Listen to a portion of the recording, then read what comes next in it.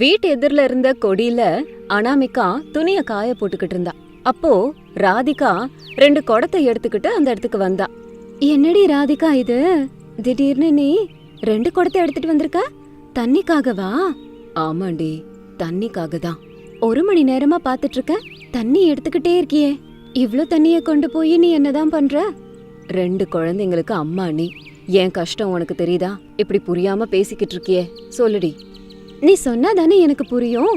நீ சொல்லாம எனக்கு எப்படி தெரியும்?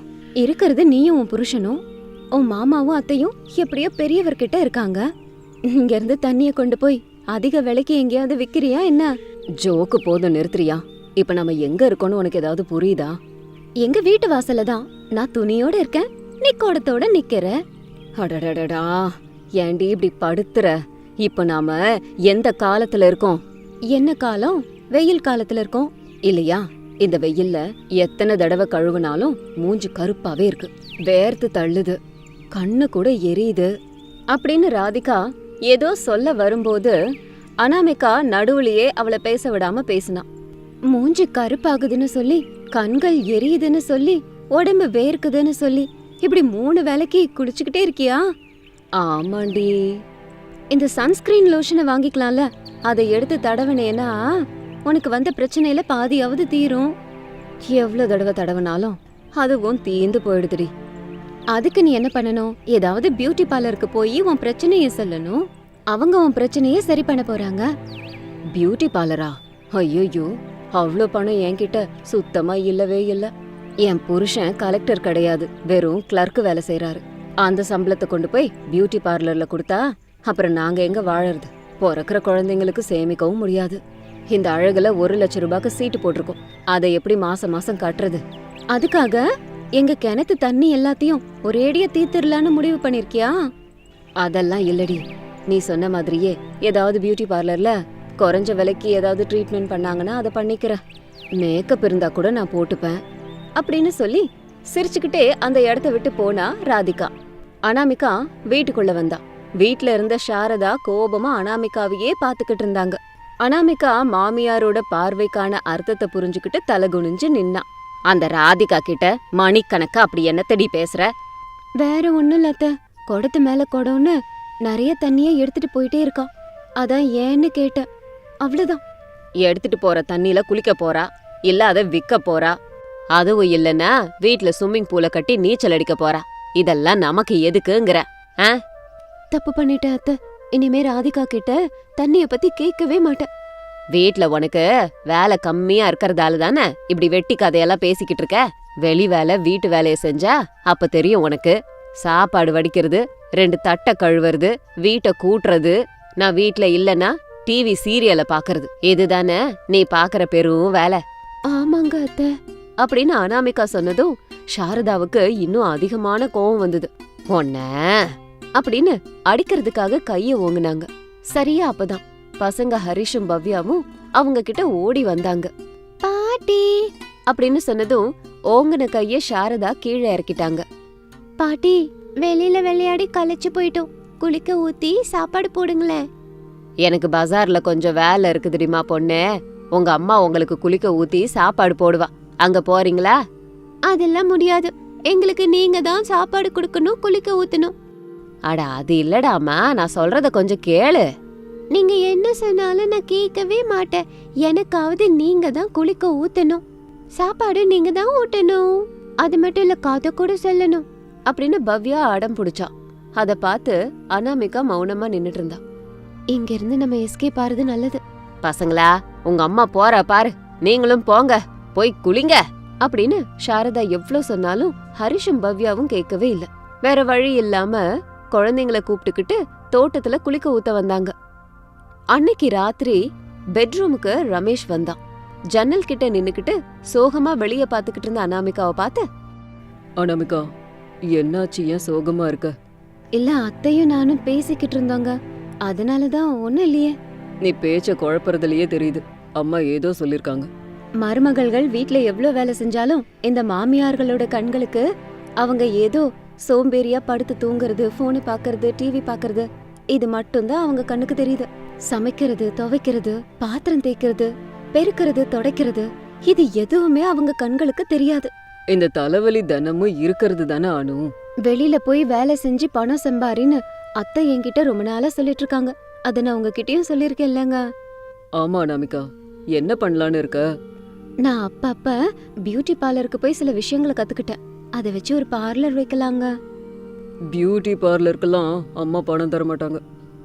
மரத்தடியில முடி வெட்டுறாங்க, மரத்தடியில பியூட்டி பார்லர் வைக்க கூடாதா? ஏற்கனவே இது வெயில் காலம், இதுக்கு கருத்து போகாம இருக்கிறதுக்கு மேக்கப்லாம் போடுறேன் நானு. நல்ல யோசனை தான் அனாமிகா, நல்லா பண்ணு. சரி, நான் போய் படுத்துக்கிறேன் அப்படின்னு சொல்லிட்டு ரமேஷ் அப்ப போய் படுத்து தூங்கிட்டான். அனாமிகா யோசிக்க ஆரம்பிச்சிட்டான். மறுநாள் காலையில பக்கத்துல ரோட்ல பக்கத்துல 2 மரம் இருந்தத மாமனாரும் மருமகளும் பாத்துட்டு இருந்தாங்க. எப்படி இருக்கு மாமா? உனக்கு வந்த ஐடியா, தேர்ந்தெடுத்த இடம், விஷயத்த சொல்ற விதம் எல்லாமே நல்லா இருக்கு மருமகளே. என் மனப்பூர்வமான வாழ்த்துக்கள்மா உனக்கு அப்படின்னு மாமனார் சொன்னதும் அனாமிகா ரொம்ப சந்தோஷப்பட்டான். தேங்க்யூ மாமா. ஆனா மருமகளே, எனக்கு ஒரு சந்தேகமும் இருக்கு. யோசிக்காம என்கிட்ட கேளுங்க மாமா. இந்த வெயில்ல இப்படி ரோட்டு மேல பியூட்டி பார்லர் வச்சா வியாபாரம் நடக்கும்னு நீ நினைக்கிறியா? எனக்கு ஏதோ இந்த வியாபாரம் நடக்குமா இல்லையாங்கிற சந்தேகம் வருது மருமகளே. கண்டிப்பா வெற்றி அடைவேன் மாமா, எனக்கு அந்த நம்பிக்கை இருக்கு. நான் தான் இந்த விஷயத்தை உங்ககிட்ட தெளிவா முன்னாடியே சொன்னனே. ஆ, எல்லாம் இருக்கு, எல்லாம் நல்லா ஞாபகம் இருக்குமா. வெயில் காலத்துல நம்ம எல்லாருக்கும் முகம் கருத்து போகும், கண்ணுக்கு கீழே கருவளையங்கள் ஏற்பட்டு அசிங்கமா இருக்கும். அது மட்டும் இல்லாம கை கால்கள்ல கூட சூடு ஏறி நல்லா இருக்காது. இப்படி சொல்லிக்கிட்டே போனா நீ சொன்ன லிஸ்ட விட தாண்டி போய்கிட்டே இருக்கு. ஆமா மாமா, குறைஞ்ச வேலைக்கு நம்ம சொன்ன எல்லாத்தையும் அவங்களுக்கு செஞ்சோம்னா நல்லா இருக்கும்ல. நிறைய பேர் வருவாங்க மாமா. அது சரி மருமகளே, இந்த வெயில்ல நீ பியூட்டி பார்லர் தான் வைப்பேன்றத உறுதியா சொல்லிட்டு இருக்கிற. என்ன நீ உன் அப்பா மாதிரி பாத்துக்கிறம்மா. அதனாலேயே கண்டிப்பா உனக்கு நீ கேட்ட பணத்தை நான் ஏற்பாடு பண்ணி தரேன். சரிங்க மாமா அப்படின்னு சொல்லி அவ ஏற்கனவே எழுதி வச்சிருந்த லிஸ்ட பிரசாத் கிட்ட கொடுத்தா. பிரசாத் அதை பார்த்து, சரிம்மா மருமகளே, சாயந்தரத்துக்குள்ள பணத்தை ஏற்பாடு பண்ணிடுற. நீ ஜாக்கிரதையா வீட்டுக்கு போயிடு. உன் மாமியாரோட உதவியையும் வாங்கிக்கோ இதுக்கு. சரி மாமா அப்படின்னு சொல்லிட்டு அங்கிருந்து வீட்டுக்கு போயிட்டான். பிரசாத் கூட அவரோட வேலைய பார்க்க கிளம்பிட்டாரு. அன்னைக்கு ராத்திரி அப்படி போச்சு. மறுநாள் காலையில எல்லாரும் சேர்ந்து அந்த மரத்தடிக்கு வந்தாங்க. பியூட்டி பார்லர் ரெடியா காத்துக்கிட்டு இருந்தது. பியூட்டி பார்லர் செட்டப் எல்லாம் நல்லாவே இருந்துச்சு. ஒரு போர்டு வச்சாங்க. Summer special offer, facial, threading, pedicure, hair wash, manicure இதெல்லாம் குறைந்த விலையில கிடைக்கும்னு சொல்லி சாரதா பூஜை பண்ணி தேங்காயெல்லாம் உடைச்சாங்க. இங்க பாருமா, மாமியார் மருமக போரு, சண்டை, சச்சரவு இது எல்லாம் எல்லார் வீட்லயும் இருக்க மாதிரி நம்ம வீட்லயும் இருக்கு. அது வேற. நம்ம ஏதோ இருக்கிறத வச்சு ஒரு வியாபாரம் பண்றோம். அதுல நீ நல்லா வரணும். அதுல நம்மளோட பிரச்சனைய காட்ட வேண்டாம். நிறைய பணம் சம்பாரிமா. சரிங்க அத்தை, முதல்ல நீங்களே போனி பண்ணுங்க அப்படின்னு சொன்னதும் சாரதா நாற்காலியில உட்கார்ந்தாங்க. இப்ப உங்களுக்கு என்ன பண்ணணும்னு சொல்லுங்க அத்தை. என்ன பார்த்ததுமே உன்னோட மாமனார் மயங்கி விழுந்துடணும். ஓஹோ, இன்னையில இருந்து ராத்திரி மட்டும் இல்லாம பகல்லையும் மயங்கி விழணுமா அப்படின்னு பிரசாத் கெக்கபெக்கன்னு சிரிச்சாரு. சாரதா ஒன்னும் சொல்லாம அமைதியா இருந்தாங்க. அனாமிகா சாரதாவுக்கு சன்ஸ்கிரீன் லோஷன் போட்டா. அதுக்கப்புறம் சாரதா கிட்ட இருந்து பணம் வாங்கிக்கிட்டா. அனாமிகா சந்தோஷப்பட்டா. அங்க இருந்து எல்லாரும் கிளம்பி வீட்டுக்கு போயிட்டாங்க. அனாமிகா மரத்தடியில பியூட்டி பார்லர் போட்டதை பார்த்து ராதிகா சந்தோஷமா பயங்கர வேகமா அவளோட பியூட்டி பார்லருக்கு வந்தா. வேகமா வந்து சேர்ல உட்கார்ந்தா. அப்போ அனாமிகா தன்னோட சிநேகிதி ராதிகா கிட்ட சொன்னா, ராதிகா சந்தோஷமா வந்து நல்லாதான் உட்கார்ந்துருக்க, பணத்தை மறந்துடாதமா. நான் சொல்றது செய் அனாமிகா, கண்டிப்பா அதுக்கான பணம் கொடுக்கலன்னா கேளு. நான் உன்னை நம்ப மாட்டேன். வேணும்னா பாரு, என்கிட்ட பணம் இருக்கு அப்படின்னு சொல்லி ராதிகா கையில வச்சிருந்த பணத்தை அனாமிகா கிட்ட காட்டுனா. அப்போ அனாமிகா ராதிகா கேட்ட மாதிரியெல்லாம் ஃபேஷியல், த்ரெட்டிங், பெடிக்யூர், மேனிக்யூர் எல்லாத்தையுமே செஞ்சு கொடுத்தா. எல்லாத்தையும் மரத்தடியில வச்சிருந்த பியூட்டி பார்லர்ல தான் செஞ்சா. இப்படி அனாமிகா பணத்தையும் சம்பாரிச்சுக்கிட்டு வீட்டு வேலை, சமையல் வேலை எல்லாத்தையும் நல்லபடியா பாத்துக்கிட்டு ஒரு மருமகளாவும் இருந்தா. வீட்ல வேலை வெட்டி இல்லாம வெறுப்பா உட்கார்ந்துருக்க நிறைய பேருக்கு அனாமிகாவோட இந்த பியூட்டி பார்லர் ஐடியா ஒரு மோட்டிவேஷனா இருக்கும். யாருக்கு என்ன செய்யணும்னு விருப்பம் இருக்கோ அதை கொஞ்சம் கூட யோசிக்காம உங்களோட விருப்பம் போல தைரியத்தை வரவழைச்சு செஞ்சு பாருங்க. யாருக்கு தெரியும் எந்த ஐடியா எப்படி ட்ரெண்ட் ஆகுதுன்னு. உங்களோட யோசனை வெற்றி அடையறதுக்கு எங்களோட வாழ்த்துக்கள். காலையில மணி 7:30 ஆச்சு. பவ்யா ஹரிஷ் 2 பேருக்கும் அன்னைக்கு ஹாஃப் டேங்கிறதால ஸ்கூலுக்கு ரெடியாகி வெளியே நின்னுட்டு இருந்தாங்க. அண்ணா, இன்னைக்கு நம்மளோட ஸ்கூலுக்கு யாரும் வரலையா? அதான் எனக்கும் புரியலடி பவ்யா. ஒரு நாள் வந்தாங்கன்னா இன்னொரு நாள் வரமாட்டேங்கிறாங்க. அன்னைக்கு நம்மளோட ஸ்கூலுக்கு வந்த தாத்தா விடிஞ்சதுக்கு அப்புறம் வரமாட்டேங்கிறாரு. இன்னொரு நாள் வந்த அப்பா இன்னொரு நாள் வரமாட்டேங்கிறாரு. ஒருவேளை இன்னைக்கு நம்மளோட யாருமே ஸ்கூலுக்கு வரமாட்டாங்கன்னு நினைக்கிறேன். நம்ம 2 பேரும் தான் போகணும் போல. பாட்டி அம்மா, ஸ்கூலுக்கு போகணும், வா, மணி ஆகுது அப்படின்னு பவ்யா சத்தமா கத்துனதும் வீட்டுக்குள்ள இருந்த சாரதா வெளியில வந்தாங்க. ஏண்டா அப்பா, 2 பேரும் கேளுங்க, எங்க கூப்பிட்டாலும் நான் வரேன். ஆனா உங்க ஸ்கூலுக்கு மட்டும் வரல. உங்க ஸ்கூலுக்கு வந்தா என்ன ஆகணும் உங்களுக்கு தெரியாது, எனக்கு தெரியும். அதனால நான் உங்க ஸ்கூலுக்கு வரல. நீங்க தாத்தாவை கூட்டிட்டு போங்க அப்படின்னு சாரதா சொல்லும்போது பிரசாத் ஆவேசமா வெளியில வந்தாரு. ஏ சாரதா, நீ ஸ்கூலுக்கு போகலன்னா அது உன் இஷ்டம். அதை விட்டுட்டு என்ன எதுக்கு இதுக்கு நடுவுல இழுத்து விடுற? இப்போ உங்களை கூட்டிட்டு போன்னு சொன்னதுனால இப்ப என்ன வந்துச்சு உங்களுக்கு? உனக்கு எந்த பிரச்சனையும் இல்லைன்னா நீ போறது தானே சாரதா. நான் கூலி வேலைக்கு போறேன். என்னையா, என்ன எப்படி போக சொல்றீங்க? எனக்கு ஏற்கனவே முட்டி வலிக்குது. எவ்வளோ தூரம் நான் போறது? ஆமா, உங்களுக்கெல்லாம் என்ன ஆச்சு? எங்க ஸ்கூலுக்கு ஏன் வர மாட்டேங்கிறீங்க? வெயில் காலங்கிறதால வீட்டுல தூங்காத தூக்கத்தை எல்லாம் சேர்த்து வச்சு ஸ்கூல்ல தூங்குறீங்க. அதனால உங்க பிரின்சிபல் இது எல்லாத்தையும் சேர்த்து புகார் பண்ணிக்கிட்டு இருக்காருடா. உங்க பிரின்சிபல் கிட்ட என்னை விட உங்க பாட்டி நல்லா பேசுவா. அவளை கூட்டிக்கிட்டு போங்கடா பசங்களா அப்படின்னு சொன்னதும் ஹரிஷும் பவ்யாவும் சேர்ந்து சாரதாக்கு ஆளுக்கு ஒரு பக்கம் நின்னுக்கிட்டு, வாங்க பாட்டி, ஸ்கூலுக்கு லேட் ஆகுது, வா பாட்டிம்மா அப்படின்னு குழந்தைங்க கத்துறதுனால பிரசாத முறைச்சு பார்த்தாங்க சாரதா. பிரசாத் அந்த இடத்த விட்டு போயிட்டாரு. அப்போ சாரதா மனசுக்குள்ள, ஐயையோ, இந்த பசங்களோட போனா ஸ்கூல்ல போய் இந்த பசங்க தூங்குங்க, அப்புறம் பிரின்சிபல் என்ன பிடிச்சி கத்துவாரு. இதுல இருந்து எப்படிரா எஸ்கேப் ஆவறது? இந்த குழந்தைங்க கிட்ட இருந்து நான் எப்படி தப்பிச்சு போறது அப்படின்னு யோசிச்சுட்டு இருக்கும்போது அனாமிகா வெளியில வந்தா. ஏய் பசங்களா, இன்னும் நீங்க ஸ்கூலுக்கு போகலையா? எங்களை ஸ்கூல்ல கொண்டு போய் விடுறதுக்கு தாத்தா, பாட்டி, அப்பா யாரும் வரல மம்மி அப்படின்னு சொன்னதும் சாரதாவுக்கு மருமகளை மாட்டி விட ஒரு நல்ல ஐடியா கிடைச்சது. மருமகளே, உன் மாமனார் கூலி வேலைக்கு போயிட்டாரு. உன் புருஷனும் ஏதோ வேலை இருக்குன்னு போயிட்டான். இந்த முட்டி வலியை வச்சுக்கிட்டு அவ்வளோ தூரம் என்னால நடக்க முடியலம்மா. நீ பசங்களை கொண்டு போய் விட்டுட்டு வா. சரிங்க அத்தை. பசங்களா வாங்க போகலாம் அப்படின்னு சொல்லிட்டு அனாமிகா குழந்தைங்களை கூப்பிட்டுக்கிட்டு ஸ்கூலுக்கு போனா. போடிம்மா போ. ஸ்கூலுக்கு போனதுக்கு அப்புறம் கோபமான அந்த பிரின்சிபலை பாப்ப. அதுக்கப்புறம் நடக்க வேண்டியது நடக்கும்.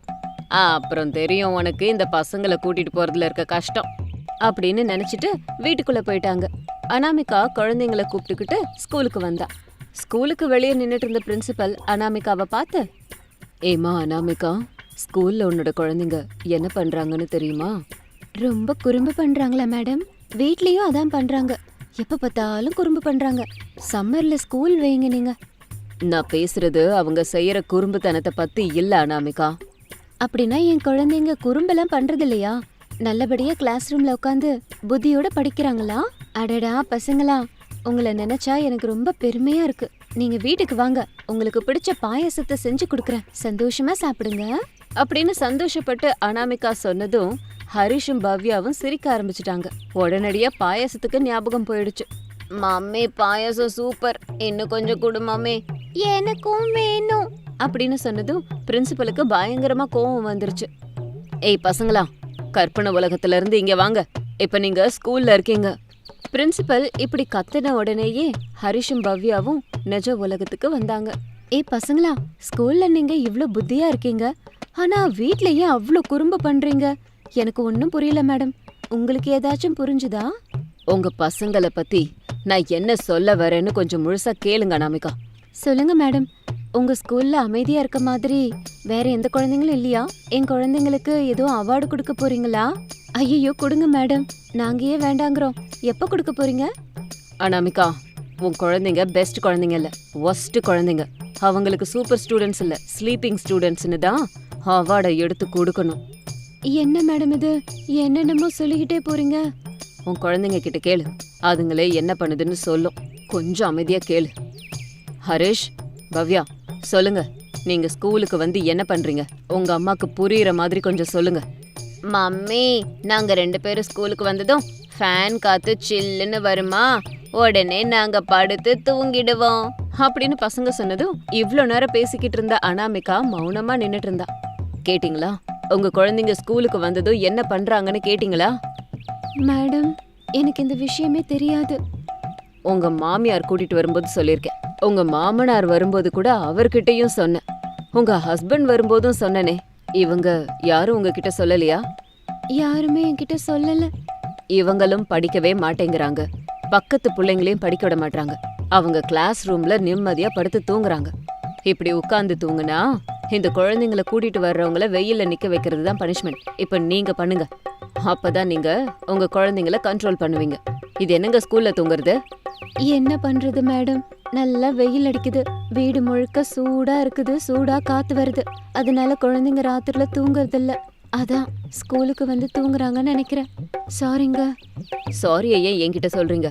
நான் சொன்னதை செய்யுங்க அப்படின்னு பிரின்சிபல் சொன்னதும் அனாமிகா அங்க நிக்கிறது நல்லதில்லைன்னு நினைச்சு, நாளையில இருந்து அப்படி நடக்காம பாத்துக்கிறேன் மேடம், இன்னைக்கு ஆளை விடுங்க அப்படின்னு சொல்லிட்டு குழந்தைங்கள அங்க விட்டுட்டு அனாமிகா வேகமா வந்துட்டா.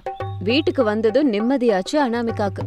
என்ன மருமகளே, அப்படி போனதும் வந்துட்ட, இன்னும் 1 மணி நேரம் கூட ஆகல அப்படின்னு சாரதா சொன்னதும் அனாமிகாவுக்கு கோவம் வந்துருச்சு. என்னடிமா கேட்டா இப்படி முறைக்கிற? குழந்தைங்க ஸ்கூல்ல தூங்குறாங்க, அந்த பிரின்சிபல் மேடம் கோவப்படுறாங்க, பனிஷ்மெண்ட் கொடுக்கறாங்கன்னா என்கிட்ட ஏன் சொல்லல அத்தை? என்னையும் அனுப்பி வச்சிட்டீங்க. அப்படின்னா நீ இன்னைக்கு தப்பிச்சிட்டியா? இதுல சந்தோஷமா அப்படின்னு சொன்னதும் சாரதா டல் ஆயிட்டாங்க. அத பார்த்த அனாமிகா, என்ன அவங்க வெயில்ல நிக்க வைக்கலங்கறத கேள்விப்பட்டதும் சோகமாயிட்டீங்க? சேச்சா, அதெல்லாம் ஒண்ணும் இல்லம்மா. சரி சரி, வீட்டுக்கு வந்துட்டல்ல, குளிச்சுட்டு இடியாப்பம் செய் போ, நான் வயல் வரைக்கும் போயிட்டு வந்துடுறேன் அப்படின்னு சொல்லிட்டு சாரதா அங்க இருந்து கிளம்பி போயிட்டாங்க. அப்படியே கொஞ்ச நேரம் போச்சு. இருட்டினதுக்கு அப்புறமா பிரசாதும் ரமேஷும் வயல் வேலையை முடிச்சுக்கிட்டு மண் பாதையில நடந்து வீட்டுக்கு வந்துட்டு இருந்தாங்க. வீட்டுக்கு போறத நினைச்சாலே பயமா இருக்கு. ஏன் சாரதா, பிள்ளைங்க 2 பேரும் என்ன குறும்பு பண்ணிருப்பாங்களோ, அத வச்சு வீட்டுக்கு யாரு வந்திருப்பாங்களோன்னு பயமா? அட அது இல்லைங்க, பசங்க 2 பேரும் ராத்திரி ஆச்சுன்னா போதும், ஃபேன் ஓடனாலும் சூடா அதுல இருந்து காத்து வருது, தூக்கம் வரலன்னு சொல்லி சண்டை போடுறாங்க. ராத்திரில தூங்க மாட்டேன்னு அழறாங்க. அந்த சத்தத்தை கேட்டு அக்கம் பக்கத்துல யாரும் தூங்கறதில்ல. பசங்களுக்கு ஏதாவது ஒண்ணு சொல்லணுமே சாரதா. என்ன பண்ணுவாங்க குழந்தைங்க? அவங்களுக்கு என்ன புரியும்? இதெல்லாம் புரியுற வயசும் கிடையாது அவங்களுக்கு. இப்படி 2 பேரும் பேசிக்கிட்டே வீட்டுக்கு வந்துட்டாங்க. ராத்திரி ஆச்சு. ஹரிஷ், பவ்யா 2 பேரும் சேர்ந்து சூடா இருக்குன்னு ஒருத்தர், தூக்கம் வரலன்னு இன்னொருத்தர் அழ ஆரம்பிச்சுட்டாங்க. சாரதா, பிரசாத், ரமேஷ் எவ்வளவு சமாதானப்படுத்தியும் சமாதானம் ஆகல. குழந்தைங்க அழுதுட்டே இருந்தாங்க. ஏண்டி மருமகளே, பசங்களை சமாதானப்படுத்துறது தானே நீ? நான் என்ன பண்றது அத்தை? நான் என்ன மாய மந்திரம் படிச்சனா? நான் சொன்ன உடனே இந்த வீடு முழுக்க ஐஸ் கட்டியா மாறி சில்லுன்னு ஆகணும்னு. இதெல்லாம் நடக்கிற காரியமா? அப்படி சொல்லாதடிமா, மேல தேவதைகள் இருக்காங்க. நீ இப்படிலாம் ஏதாவது சொன்னதும் அப்படியே ஆகட்டும்னு சொன்னா நடந்துரும் அப்படின்னு சாரதா சொன்னதும் அனாமிகா சொன்னா, நீங்களும் உங்க நம்பிக்கையும் இந்த காலத்துல இப்படிலாம் பேசுறீங்க. ஒருவேளை அவங்க இருக்காங்கன்னு வச்சுக்கோங்க, உடனே நான் இப்போ வீடு ஐஸ் வீடா மாறணுங்கிறேன், உடனே நடந்துருமா அப்படின்னு அனாமிகா சாரதா கிட்ட சொல்லும்போது உடனே அந்த வீடு ஐஸ் வீடா மாறுச்சு. அத பார்த்து வீட்ல இருந்த எல்லாரும் ரொம்ப சந்தோஷப்பட்டாங்க. உடனே அனாமிகாவுக்கு மட்டும் ரொம்ப குழப்பமா இருந்தது.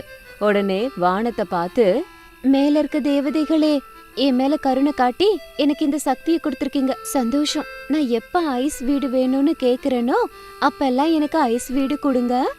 நீங்கெல்லாம் உண்மையான ஆட்கள். நான் சொன்னதும் இதெல்லாம் நடத்துவீங்கன்னு நான் நினைக்கல. தப்பா பேசினா மன்னிச்சிருங்க.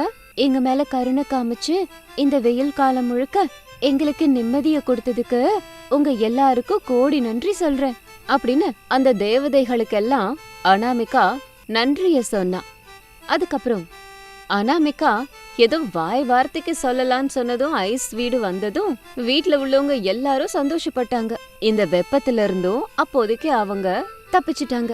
குழந்தைங்களுக்காக அந்த பனி வீட அனாமிகா அழகா அலங்காரம் பண்ணினா. அதுக்கப்புறமா வெப்பமா இல்லாததுனால குழந்தைங்க நல்லா போத்திக்கிட்டு தூங்குனாங்க. பகல்ல ஸ்கூலுக்கு போய் தூங்காம பாடத்தை படிச்சாங்க.